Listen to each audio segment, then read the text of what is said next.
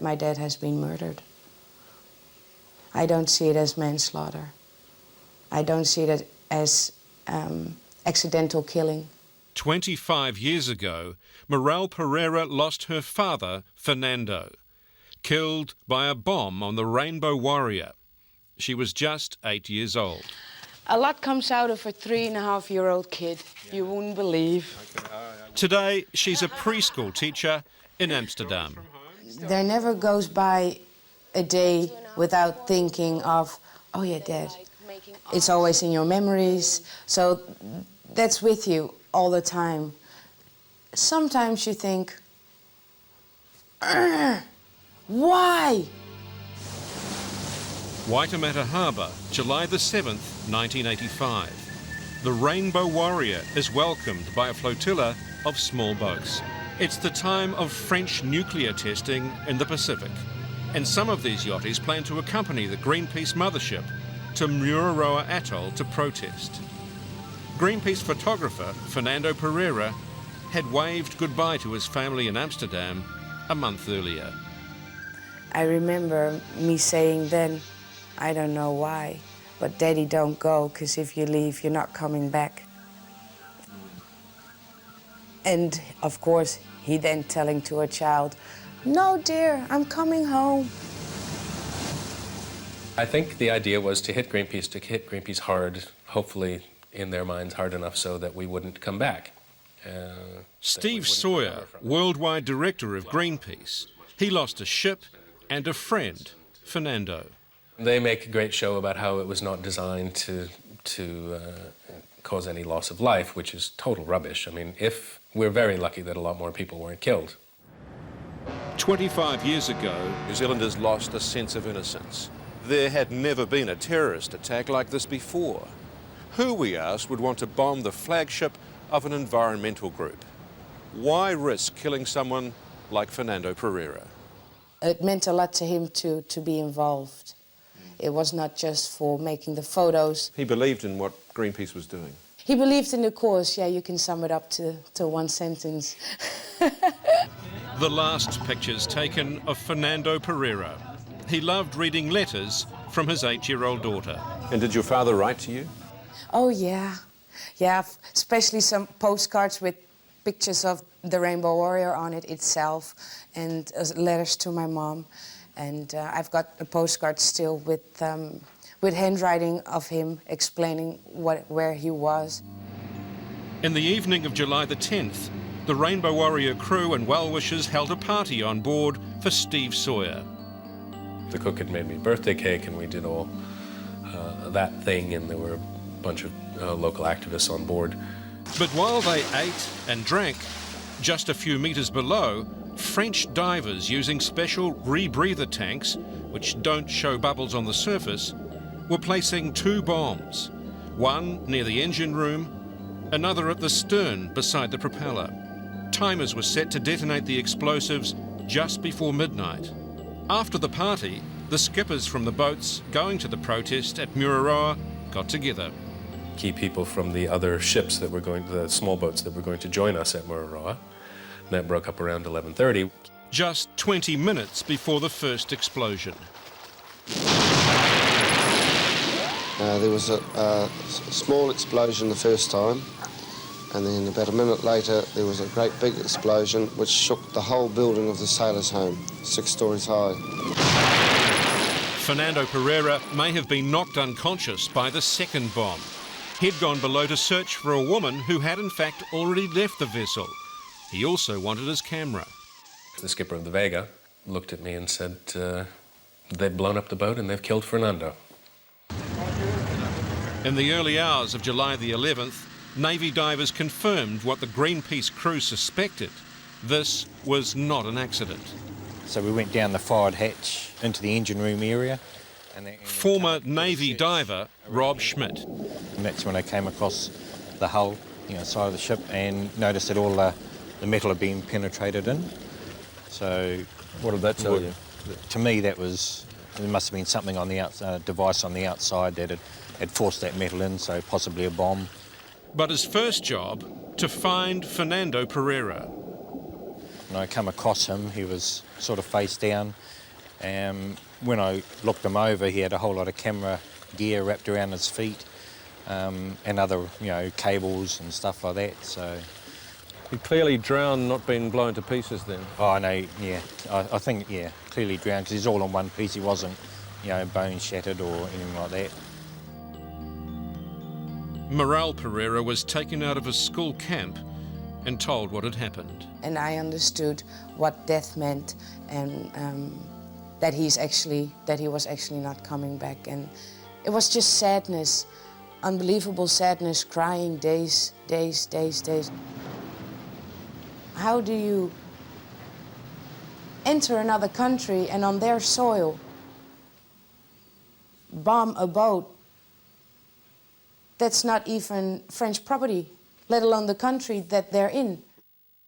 By dawn, news that a bomb had sunk the Rainbow Warrior reached the Beehive in Wellington. It was an unbelievable act, and it was, of course, one of the dumbest things that the French government has ever done. For Geoffrey Palmer, then Deputy Prime Minister, it was the beginning of a 10-year battle with the French that would cost both countries dearly. This was the most serious violation of New Zealand's territorial sovereignty that it has ever suffered, and it was an act of state-sponsored terrorism. It was an act of war. 6 weeks after the bombing, the Navy refloated Rainbow Warrior and towed her to dry dock. She was unsalvageable. A hole in the engine room large enough to drive a small car through. Her rudder was snapped and the drive shaft smashed into the motor. The interior had been ripped apart by shrapnel blasting through the decks. A clock stopped short, never to go again. If all they were seeking to do was to prevent us from getting there, then there would be many ways, much less spectacular, for them to achieve those objectives. So what were the French thinking? Why such an extreme attack? 2 bombs, one to sink the Rainbow Warrior, the other to make her unsalvageable. Well, the answer lies in the politics of the bomb and the unsettled mind of the French Minister of Defence. Charles Hernu was the happiest man in the world when he became Minister of Defense. So he was very happy and very close to François Mitterrand. Jean-Guy Snell is a veteran journalist and author. He was among a small clique of Paris journalists who exposed the French government's direct involvement in the bombing of the Rainbow Warrior. In 1985, he says, the French Defence Minister, Charles Hernu, was in a bad way after a messy divorce. He still was a womanizer and an alcoholic. So it was, he didn't have a control on his mind. He really wanted something big against Greenpeace. Charles Hernu might have had a problem with alcohol, but he was also passionate about the military. He loved all the high-tech gear and even had his own collection of uniforms. What's more, he had friends in high places. President Mitterrand had come to power promising to strengthen French military independence, and his buddy Charles Hernu was his choice to make sure it happened. New weapons, new planes, new submarines, new missiles, and new tests. France was about to detonate the world's most advanced neutron bomb. Charles Hernu wanted something done to stop Greenpeace disrupting the tests. Hernu turned to Admiral Lacoste, head of the DGSE, the French External Secret Service, to come up with a plan. In 1997, the Admiral talked about it. I wanted to make sure, even before we started preparing the attack, that President Mitterrand was informed of Charles Hernu's intention. And I told Charles Hernu this. I knew it was a clandestine mission. It's normal, you just go ahead. You don't ask for details. What do you think was going through Charles Hernu's mind when he decided to blow up the Rainbow Warrior? First, he didn't want Greenpeace to enter the Mururoa Lagoon. Second, he wanted something big, something you can see, something you can understand easily, you know. Do you think he confided in President Mitterrand about his plans? In the details, I don't think so. In general, yes. Could be something we decided to, we want your authorization to stop the Rainbow Warrior, and that's all, I guess, not more. Would have been verbal? Yeah. We've heard who ordered the bombing, but what did the secret agents who carried it out think of the plan? The French military knew Rainbow Warrior was trouble long before she tied up in Auckland. The prime objective really was to occupy the French, to make it difficult for them and to make them, to just annoy the hell out of them for as long as possible until they made a stupid mistake. They made a mistake, all right, but it wasn't what Greenpeace was expecting. They worked on 3 scenarios. Journalist Jean Guinel has talked to all the agents involved in the bombing. He says the first option was to contaminate Rainbow Warrior's fuel. The second, to use only a small bomb to disable the vessel. Third option, the one which occurred. So, 2 bombs. The first one to be sure that nobody stays on board, and the second one to sink the boat. And he says approval for this third option came from the highest political level. Charles Hernu, with General Saunier, who was the chief of staff of Mitterrand, who said okay. Charles Hernu was the defence minister. General Saunier was President Mitterrand's chief of staff. Saunier signed off the budget, suggesting the president at least had a general idea of the plan. Was that a popular decision amongst the DGSE officers? No. Their preferred option was the option 1. To poison? To poison the diesel? The diesel, yes. The attack was codenamed Operation Satanic, but the choice to bomb the Rainbow Warrior put pressure on the DGSE action teams. Commander Alain Maffat speaking for the first time on New Zealand television. Initially, we were requested to prevent the Rainbow Warrior going to Mururoa. So all well and good, not much of a problem, because we had a plan in place to contaminate the fuel with bacteria. So everything was fine until things took a dramatic twist and we were instead requested to sink the Rainbow Warrior. How many people were directly involved in the execution of the bombing? Dozens. So people we have not heard about, people we may never hear about, Yeah. were present in New Zealand? Some of them. At first, the DGSE wanted to use a nuclear sub to land their spies in New Zealand, but the French Navy refused, saying that idea was madness. Instead, a plan spearheaded by 3 teams of agents was approved. The first action team sailed to New Zealand from New Caledonia on the yacht Uvea, carrying explosives and diving gear. As you know, I was on the UVA. Dr. Xavier Manegay was not a full-time DGSE officer, but a colonel in the French Navy Reserve. I am old now, but it's still okay with the Navy, no problem. Yeah, so you climb with me, huh?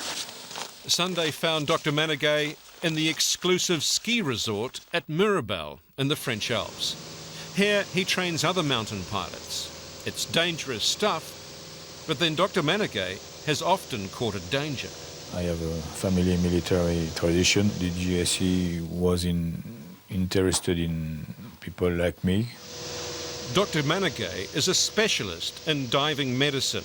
That's why he was chosen for Operation Satanic. He's also an author. His book on sharks is a bestseller. And now the agent who slept with at least 4 women during his brief stay in New Zealand now has another bestseller about the secrets of remaining young. Back in 1985, Dr. Manegay and 3 DGSE agents sailed the Uvea into Parangaranga Harbour in New Zealand's far north. But they were nearly wrecked when the Uvea hit the sandbar. Bang! The boat was still going down. it was very impressive. Didn't Because, break the boat. We yeah. thought the boat would explode, you know.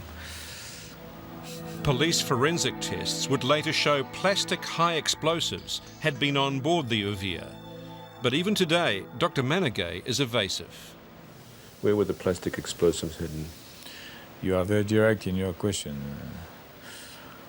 Lot of places to put bomb. But in this case, where was it? I don't know. But they could have found something if they'd wanted to. Surely. Yes, surely. Xavier Manegay, playing the role of a wealthy, retired adventurer, was the only person on the Ouvir travelling with an authentic passport. The others, Chief Petty Officer Roland Verge, Petty Officer Gérard Andries, and Petty Officer Jean-Michel Bartello, had false passports. All of them DGSE combat frogmen. But according to Manegay, no one in the team knew what the overall plan involved. It is when I was in Mangare that I heard for the first time by the custom responsible that Rainbow Warrior was in Auckland. So you didn't really know the target? No. You could guess, but... After that, I was sure. Yeah. Of course. In Whangarei, they contacted Commander Alain Mafar and Captain Dominique Prieur, posing as a Swiss honeymoon couple called Turange. Their job to deliver the explosives and other equipment to Auckland. But they were unlucky. The two spy teams were now seen together. A car driven by one of the Ouvir crew was spotted in the Tapuni forest. Suspicious tree pruners wrote down the registration number. Later near Kaiwaka, another witness saw a Zodiac, an outboard motorist from the Ouvir car, being transferred to the Turange's rental camper van. If we had known that the culture of New Zealand people, perhaps we would have been more discreet. Indiscretion by day was followed by confusion after the bombs were planted. When the occupant of the Zodiac came ashore near Okahu Bay, he was appeared to be disorientated. He did a Inspector Morris Whittam, second in command of the police investigation. He did a couple of circles around, disturbed the fishermen there, went under the bridge, and then dropped the motor into the sea. So also the camper van made a couple of visits up and down the Tamaki Drive. This attracted yet more attention as Mafar and Prieur tried to find the Zodiac. Boat Club security volunteers saw the van, noted its registration, rang the police several hours before the explosions. They took our van's registration number. Dominique Prieur, speaking about the confusion on the night of the bombing. It was as simple and stupid as that. She says they may have been tracked down sooner had their travel company's computer not broken down. Yeah, it was lucky because we would have been caught earlier. And then another close call for Mafar and Prieur. While dumping the dive tanks, their van became stuck in the mud, only to be pushed out by helpful Maori. They could have reported our meeting to the police, but they didn't. Mafar and Prieur could perhaps put the sightings and confusion on Tamaki Drive down to bad luck. But now they broke one of their own golden rules of espionage. They knew the police would be looking for the camper van, and the next day they knew that Fernando Pereira was dead. So they decided to abandon their fake honeymoon and leave the country. But instead of simply dumping the camper van, they returned it, a move they would live to regret. Alain Mafar should have known better. He was a commander at the military dive school in Corsica. According to Xavier Manegay, he had dismissed a recruit for doing in selection exercises what he did in New Zealand. This guy was sacked by Mafar. Why? Because in the exercise, he was giving back the car. So he broke his own rule? Yes, exactly. So You know, why to give back the car? No, I don't understand that. But everybody can do mistake, but this one is big. The Rainbow Warrior had been... The police were looking for a camper van, and when the spies returned it, they pounced. There was conflicting stories as to where they'd been, why they were here, who they were. Then the breakthrough. The police learned the Swiss passports were false. The real Thuringiers had been Swiss, but they were dead. And now the rest of the agent's story began to unravel. Cette mission, elle a raté pour des raisons de purement... This operation failed because of pure bad luck. An operation is a piece of knitting. When one thread starts to unravel, the whole thing falls to pieces. Then another mistake. There are a number of phone calls made to so-called Uncle Emile. Marfar and Prieur claimed they were calling an ill Uncle Emile in Paris, but New Zealand police established calls to Uncle Emile were answered by the DGSE. Comment ça se fait, là? When the New Zealand police said this was a DGSE number, I was dumbfounded. I had believed the number to be very secure. I never understood why Marfar called specific numbers in France, because he knew, like everybody, that had big ears in New Zealand. So. Do you consider yourself fortunate that you weren't caught? No, because personally I did not do mistakes. And by the time the bombs went off, Dr. Manigay and the First Action Team were motoring into a storm bound for Norfolk Island. How did you and your colleagues feel when you learned that a man had been killed by this bomb? I'm very sorry about that, of course, as everybody. But when I left France, I did not know that I would be involved in an operation who could kill anyone. But, you know, I have... it's not really an excuse. When you are military, you obey the orders. And if orders are not good, you obey.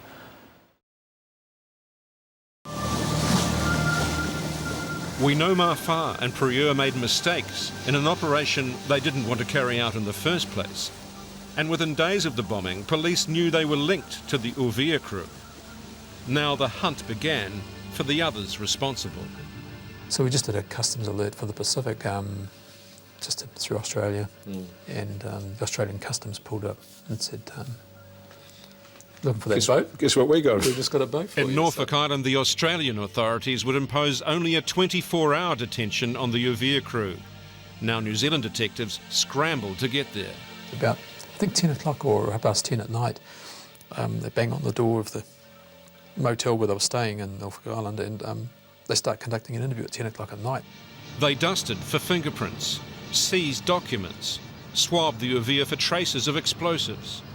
They gathered enough evidence to charge the crew, but they had no way of analysing it before their 24 hours expired. I know our staff in Norfolk Island were pretty disappointed to see the Uvea sail into the sunset.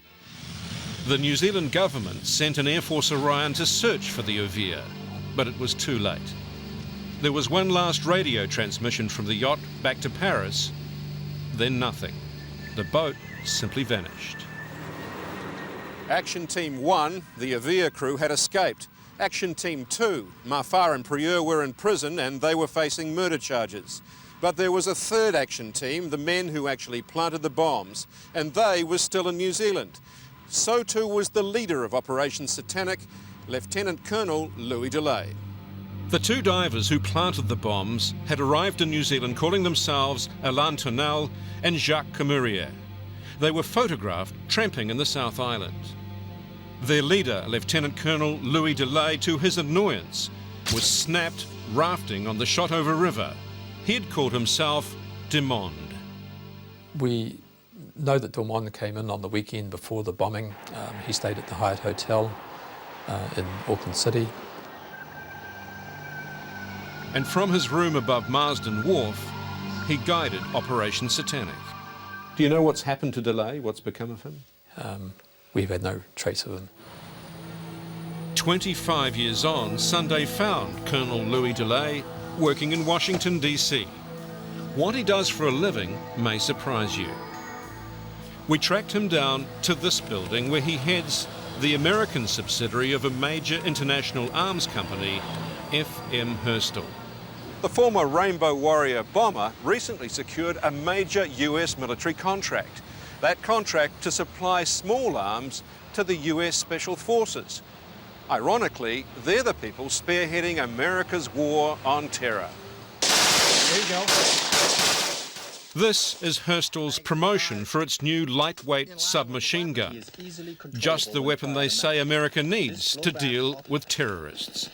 However, the American Special Forces had no comment to make when we pointed out the man selling them guns is one of the Rainbow Warrior bombers.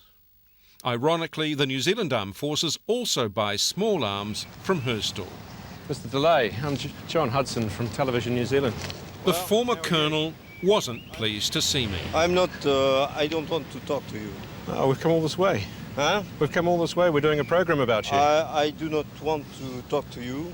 I'm sorry, and I'm going to talk to my attorney. But for the next 15 minutes, Louis Delay did talk to me. You trapped me, okay. Oh, well. That's, oh, well, you blew up the Rainbow Warrior, we trapped you, you know. Louis Delay told me 25 years on, the authorities in France still won't let him talk about Operation Satanic. I won't talk, because I would expose myself to problems in France. Yeah. I don't want to, and I've already alerted the French authority about that. I am one of the minuscule parts of the French. I was. Yeah, you were a part of soldier. the You were a soldier. Yeah. I was a soldier. That's yeah. it. Yeah. You must regret being involved in that, though, surely. Absolutely. I'm not. I don't say I regret. I did my job the best I could. Yeah. I am sorry for the loss, of life. It's for my government. It's not my direct involvement. Yeah. We understand from talking to people in France just in the last week or so that the DGSE didn't really want to blow up the Rainbow Warrior, that you would have preferred other options, but Charles Hunu wanted to blow it up. Yeah, absolutely. Yeah. Colonel Delay told me he'd signed a confidentiality agreement when he discharged from the French military. What I can tell you that nobody wanted this to go that far. Yeah, it was never intended to kill anybody. This was, I would say, an unfortunate accident. I'm sorry for the family. But what can you do? Yeah. What can you do? And Louis Delay confirmed he did not accompany the divers on the Auckland harbour when they planted the bombs. I was not the pilot of the Zodiac. So who was the Zodiac pilot? Well, he knew who to ask. I have always been a straight shooter. Yeah. Always been. You can talk to Jean. Jean is personal friend. Yeah. Louis Delay's personal friend, journalist Jean Guinel, also helped his other friend, Alain Marfar, write his book. And he confirmed there were 3 agents on the water. The men who called themselves Tunel and Camurier planted the bombs, while a 3rd man drove the Zodiac. I know his name, and I know this guy. I had a lunch with him not that long ago. So you know this man personally, yeah. who has never been identified? No. The man he is talking about is known to the New Zealand police only as Peter the Sailor. He was the man picked up by Mafar and Prieur at Okahu Bay. Guinel told us his first name is Jean-Luc. But he feels that he's never been identified by the New Zealand police or any other authorities involved in this. No, he wasn't. He wasn't. By the end of July 1985, the heat was going on the French government. I was in Paris covering L'Affaire Greenpeace when the French press began naming agents who'd been involved, including the woman who called herself Sophie Terenge. Express says her friends recognised a photograph of her in a magazine after she was arrested in Auckland. It renames her as Dominique Plier. May I speak to New Zealand detectives sent to Paris to investigate the bombing managed to interview Dr. Manegay, but were effectively stonewalled by the bemused French police force. Aucun service, aucune organisation. No one in my ministry received an order to commit the attack against the Rainbow Wire. L'ordre de commettre un attentat contre le Rainbow Warrior. Charles Heneu's denial was emphatic. The French military had nothing to do with the bombing. L'on m'a désobéi. If anyone has disobeyed me, if anyone has lied to me, I will immediately make it known and demand the government takes action. However, the newspaper Le Monde was reporting leaks straight from Pierre Joxe, the minister in charge of France's internal security service. Even now, 20 years later, he's the only man who to have given the names and entity of agent. I got Interpol in my house, in my flats, everywhere in Normandy, in Paris, because of Joxe. So Charles Heneu was eventually dobbed in by one of his own cabinet colleagues, Pierre Joxe, the man who later became defense minister. But first, a very worried French Prime Minister, Laurent Fabius, held an inquiry. D'après ce que j'ai lu, Bernard Tricot, President de Gaulle's former chief of staff, was asked to hold the inquiry into allegations the French military was involved. Yes, it was a masquerade. I was interviewed by him, and I was very surprised because he had no information. Nobody gave him any information. Tricot's report in August was an unbelievable whitewash, claiming the trained saboteurs in New Zealand were simply observing Greenpeace.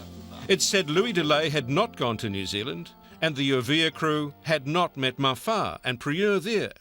There was no mention of the men who called themselves Tenel and Camurier, who planted the bombs.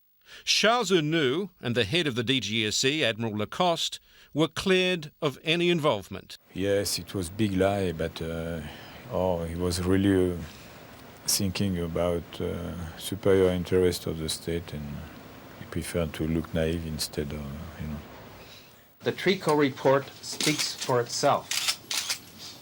It is pathetic. Greenpeace chairman David McTaggart was disgusted with the French attitude. A non-violent crew member was murdered, with at least 5 trained underwater French commandos close by. And Tricot says they were taking pictures. The physical evidence gathered by the New Zealand police made a mockery of the repeated French denials. DGSE boss Admiral Lacoste had had enough. On many occasions, I insisted that Charles Heneu tell President Mitterrand, but he always refused. That is when I got caught in a web of lies for several weeks. The French people couldn't stomach the lies and the cover-up either.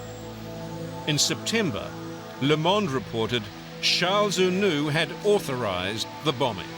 Not only had the sabotage of the Rainbow Warrior been botched, but now the French Secret Service and the government had been caught lying publicly in an attempted cover-up. Prime Minister Laurent Fabius recommended to President Mitterrand that heads should roll. Admiral Lacoste was sacked. He'd refused to name the agents involved. The next day, Charles Heneu was also fired. Monsieur le Premier ministre. It was left to French Prime Minister Laurent Fabius to acknowledge French saboteurs had sunk the Rainbow Warrior. He admitted they'd been following orders and there had been a cover-up. It was a mess from the beginning to the end, and France has to apologize for that, and France did. I remember you apologising. Yes, yes. 25 years on, the former French Prime Minister says he was betrayed. People have lied to me. And it's only at the end of the process, when the Minister of Defense, Mr. Heneu, has been fired, that everything became clear. How could it be then that the Prime Minister of France was left out of the consultative process? Well, it's one of the mysteries of all that absurd case. Laurent Fabius says Ernoult not only authorised the attack, but he lied about his involvement, even to his closest colleagues. And I remember, and I think you were there, an episode when we were at the Élysée Palace, where we were three of us, the minister, President Mitterrand and myself, and he asked to the minister, but can you say to the Prime Minister if we are in this business or not? And the minister says no. It's only after a few weeks that when some of them were sacked, that the true things appear. And then I came to the TV and said, well, France, French people have done it, and therefore we have to confess it. You must have felt a sense of betrayal then. Yes, yes, yes. 4 months after the bombing, the world's media gathered in Auckland for the trial of Dominique Prieur and Alain Mafar. Those expecting a long murder hearing would be disappointed. Mr. Mitterrand said he would call for justice at the highest level, and I think this was justice to some extent at a very low level. The New Zealand Solicitor General, Paul Naser, decided the murder charges couldn't be sustained. Instead, the French agents pleaded guilty to manslaughter and arson. Prieur and Mafar were sentenced to 10 years in prison. The prisoners were in our possession, and French public opinion became extraordinarily agitated about this. And of course, the French started trade embargoes on New Zealand. They went on until we came to the point where it became clear to me that we couldn't win a trade war with France. In 1986, New Zealand and France struck a deal. New Zealand got $13 million compensation. Mafar and Prieur would be sent to a French atoll to serve out their sentence. We had long arguments, I remember, about which atoll might be the most suitable. People were going out and getting maps, and we were looking at Mayotte and Réunion and how and what the difference was, and whether we could get there and whether we could inspect. And it was that part of it was extremely difficult. Less than a year after the bombing, in the dead of night, the agents were flown to Hao Atoll. The head of security at their new prison, none other than Dominique's husband, Joël Prieur. But before you could say, non, je ne regrette rien, Mafar and later Prieur were back in Paris, allegedly too ill to remain at Hao. The French military were delighted, but now New Zealand got another lot of compensation. They were not able to escape the humiliation of having to admit they'd done this horrendous act. They were not able to escape from having to pay reparation at international law for it. And they were not able to escape the consequences of having breached the agreement that they'd made to settle it. But so, they were able to continue testing at Mururoa Atoll 10 years later. Yes, they were. And of course, New Zealand objected to that too. 15 years ago, Morel Pereira came to New Zealand with a documentary team to investigate her father's death and to seek some answers from the former Prime Minister, David Lange. Why didn't they serve the sentence in New Zealand? Well, that's the king hit. You came all this way to hit me. France put all sorts of pressure on. The French are very single-minded when they're pursuing their own interests. What do you mean by that? French blackmailed you. Yes.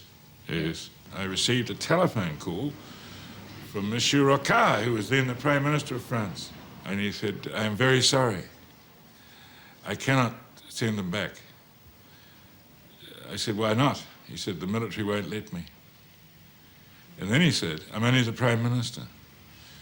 And I remember saying to him, I understand, I'm only the Prime Minister. In 1987, the Rainbow Warrior was laid to rest off Matauri Bay in Northland.